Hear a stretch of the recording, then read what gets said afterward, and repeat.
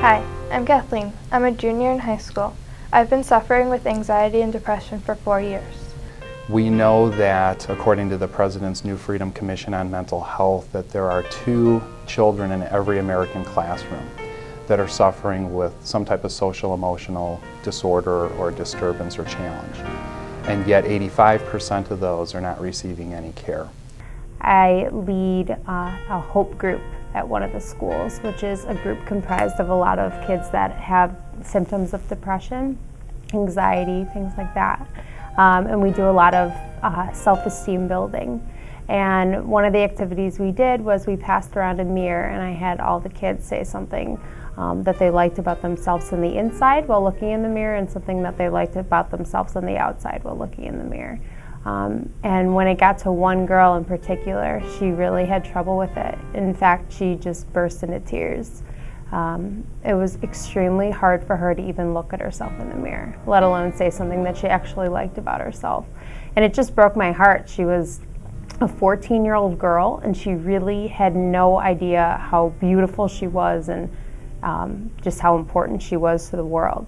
We pulled her aside and we started talking to her, and we found out that she was actually extremely depressed.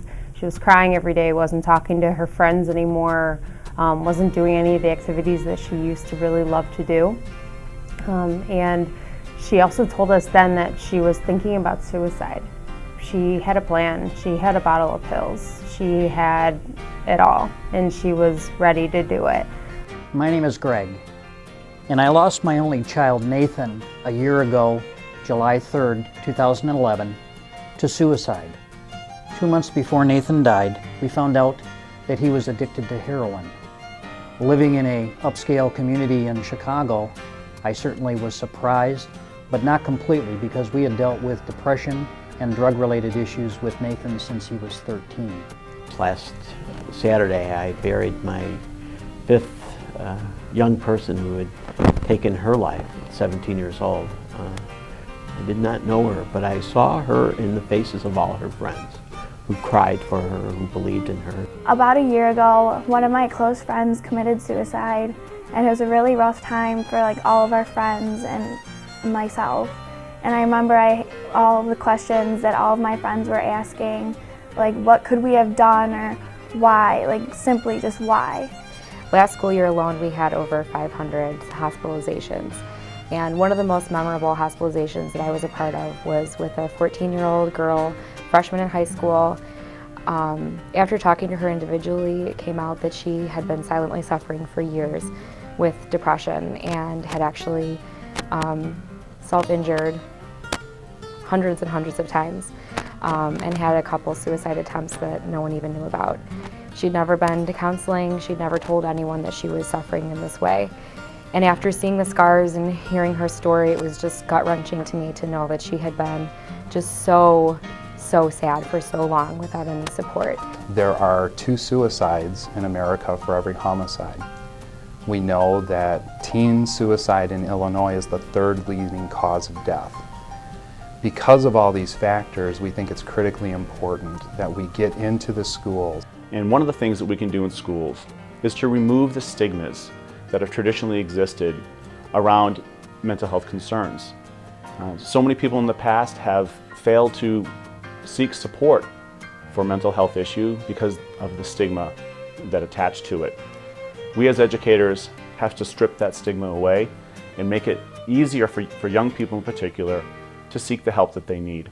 I still believe to this day that we were really lucky that we talked to her that day, and that we figured this out, and she was hospitalized on the spot. Her parents came in right away, brought her to the hospital, and she was there for a few weeks, moved on to a partial program, so I'm still grateful for that day. I feel that mental health services in schools is a really important thing. Last year, suffering from depression, I felt alone and that there was no one there. I finally started talking to my parents about it, and they got me the help that I needed. They contacted my school counselor, and she was there for me, and I can talk to her. Finally, going through all of that, I felt comfortable enough to talk to my friends about what was going on with me, and it just got so much easier.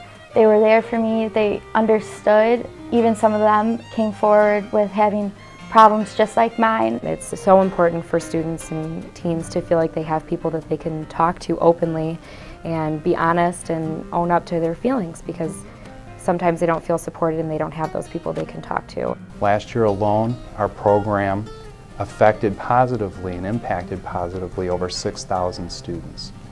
But we really need the support of the community. The community has to rally together to help support these types of services so that we can deal with issues as molehills before they become mountains. And I'm happy to say that she started her sophomore year this school year and is off to a great start. She's going to counseling, she's taking medication, and she's doing a whole lot better. So it's really great to see that progress. Through a group that I participated through school, I learned that I am not the only one with these problems, and it's the greatest feeling in the world. I think people need to realize that everybody in your classroom could be having the same thing, your friends have the same thing, and that you should feel open to talking about it like I did.